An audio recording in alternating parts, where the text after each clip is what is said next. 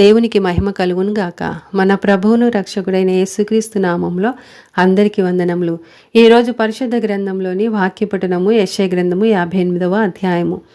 తాళక బూర ఊదినట్లు ఎలుగెత్తి బిగ్గరగా కేకలు వేయుము. వారు చేసిన తిరుగుబాటును నా జనులకు తెలియజేయము. యాకోబు ఇంటి వారికి వారి పాపములను తెలియజేయము. తమ దేవుని న్యాయ విధిని విడవక నీతిని అనుసరించువారైనట్టు అనుదినము వారు నా యొద్ద విచారణ చేయుచు నా మార్గములను తెలుసుకున్న నిత్య కనపరచుదురు.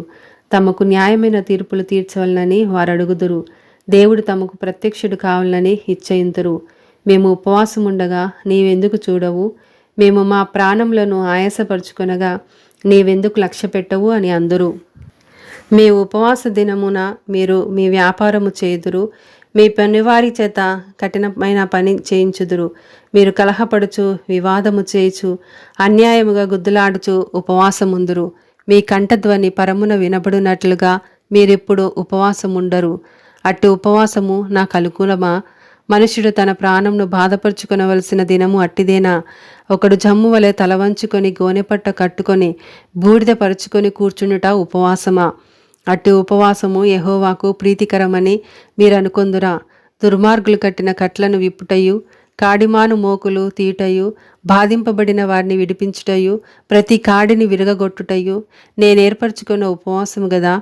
నీ ఆహారము ఆకలిగున్న వారికి పెట్టుటయు నీ రక్త సంబంధికి ముఖము తప్పింపకుండునట్టయు దిక్కుమాలిన బీదలను నీ ఇంట చేర్చుకునుటయు వస్త్రహీనుడు నీకు కనబడినప్పుడు వానికి వస్త్రములిచ్చుటయు ఇదియే గదా నాకిష్టమైన ఉపవాసము.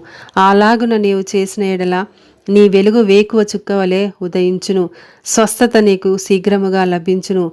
నీ నీతి నీ ముందర నడుచును. యెహోవా మహిమ నీ సైన్యపు వెనుకటి భాగమును కావలి కాయును. అప్పుడు నీవు పిలువగా యెహోవా ఉత్తరమిచ్చును. నీవు మొరపెట్టగా ఆయన నేనున్నానను. ఇతరులను బాధించుటయు వ్రేలు పెట్టి చూపి తిరస్కరించుటయు చెడ్డదాన్ని బట్టి మాట్లాడుటయు నీవు మాని ఆశించిన దాన్ని ఆకలిగొన్న వానికిచ్చి శ్రమపడిన వాణ్ణి తృప్తిపరచిన ఎడల చీకటిలో నీ వెలుగు ప్రకాశించును. అంధకారము నీకు మధ్యాహ్నము వలె ఉండును. యెహోవా నిన్ను నిత్యము నడిపించును. క్షామకాలమున ఆయన నిన్ను తృప్తిపరిచి నీ ఎముకలను బలపరచును. నీవు నీరు కట్టిన తోటవలెను ఎప్పుడును ఉబ్బుకుచుండు నీటి ఊటవలెను ఉండెదవు. పూర్వకాలము నుండి పాడైపోయిన స్థలములను నీ జనులు కట్టెదరు. అనేక తరముల క్రిందట పాడైపోయిన పునాదులను నీవు మరలా కట్టెదవు. విరగబడిన దాన్ని బాగుచేయువాడవనియు దేశంలో నివసించినట్లుగా త్రోవను సిద్ధపరచువాడవనియు నీకు పేరు పెట్టుబడును.